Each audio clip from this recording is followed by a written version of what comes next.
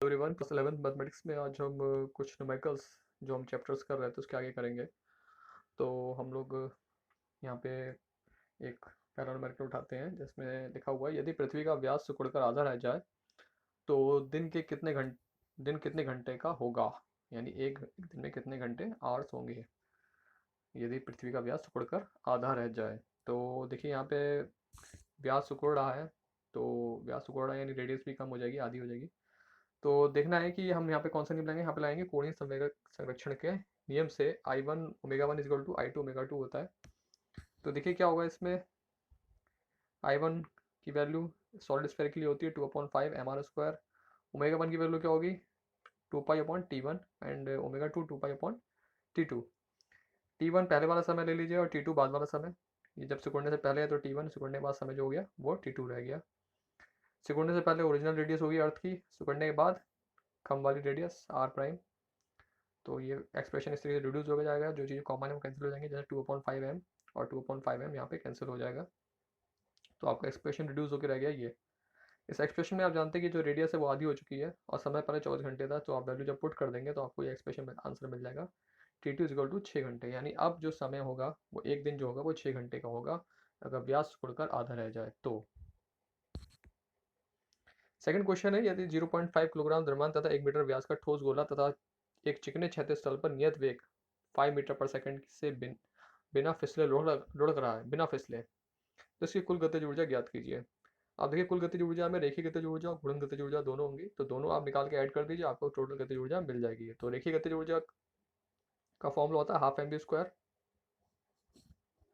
B square और गुणन गतिज ऊर्जा का फॉर्मूला होता है हाफ आई ओमेगा स्क्वायर। दोनों को वैल्यूज आप निकाल सकते हैं। यहाँ पे आई की वैल्यू रखेंगे 2/5 एम आर स्क्वायर, बिकॉज ये एक क्या है, ठोस गोला है। ठोस गोले के लिए 2/5 एम आर स्क्वायर होता है, जैसा अभी भी हमने पिछले न्यूमेरिकल में यूज़ किया था। और कोणीय वेग का फॉर्मूला होता है रेखीय वेग अपॉन त्रिज्या। तो ये सब वैल्यूज हमने यहाँ पे पुट करी, इससे हमारा एक्सप्रेशन इस तरीके से आ गया है। इन एक्सप्रेशन में जो भी वैल्यूज हैं उनको सबको सेटल किया तो 7/10 एम बी स्क्वायर आ रहा है। तो मास की वैल्यू और वेलोसिटी की वैल्यू अगर आप यहाँ पुट करते हैं एक्सप्रेशन में तो आपको मिल जाता है 8.75। और एनर्जी है तो इसका मतलब क्या होगा, जूल। तो इस तरीके से आपको कुल गतिज ऊर्जा मिल जाएगी। नेक्स्ट क्वेश्चन है, घूर्णन करते हुए दो पिंड ए तथा बी कोणीय संवेग के मान बराबर है। देखिए कोणीय संवेग ने बता दिया पहले से ही बराबर है, ए का जड़त्वाघूर्ण बी के जड़त्वाघूर्ण का दोगुना है। तो ए तथा बी की घूर्णन गतिज ऊर्जा का अनुपात निकालिए। अब घूर्णन गतिज ऊर्जा का फॉर्मूला क्या होता है, K equal to half I omega square. ठीक है, तो इसमें अपने आपने क्या किया कि यहाँ पे इन्होंने आई से ऊपर नीचे मल्टीप्लाई कर दी, तो ऊपर हो गया आई स्क्वायर, नीचे हो गया आई, एक नया आई आ गया। अब जानते हैं कि कोणीय संवेग क्या होता है, J equal to I omega. तो इससे क्या हुआ, गतिज ऊर्जा का जो नया फॉर्मूला बन गया वो K equal to J square upon 2 I. ऊपर जो आई ओमेगा था स्क्वायर में उसके यहाँ पर रख दिया जे, तो वो क्या हो जाएगा जे का स्क्वायर। तो इसलिए आ गया K equal to J square upon 2 I, this expression. अब इससे हमें यहाँ पे दिखाई दे रहा है कि जो के है वो जड़त्वाघूर्ण के इन्वर्सली प्रोपोर्शनल है, क्योंकि सिंस आपका जो कोणीय संवेग है वो क्या है, दोनों के मान बराबर हैं, तो केवल के जो है वो जड़ उस पर जड़त्वाघूर्ण पर डिपेंड कर रहा है। तो एक्सप्रेशन बन जाएगा दो पिंडों के लिए K A upon K B is equal to I B upon A I A. तो आप अगर यहाँ पे दिया हुआ है कि जो कोणीय जो देखिए जड़त्वाघूर्ण है ए का वो बी के क्या है, दुगना है। तो इस एक्सप्रेशन का यहाँ पे यूज़ कर लेते हैं हम। तो यहाँ पे रखा हमने, तो इससे हमारा आ गया के और के बी का रेशियो 1:2। और यही उन्होंने पूछा था कि गतिज ऊर्जाओं घूर्णन गतिज ऊर्जाओं का अनुपात क्या होगा। फिर एक क्वेश्चन है, यहाँ एक बल दिया हुआ है, बिंदु दिया हुआ है पर कार्यरत है, बल आघूर्ण का मान भी दिया हुआ है।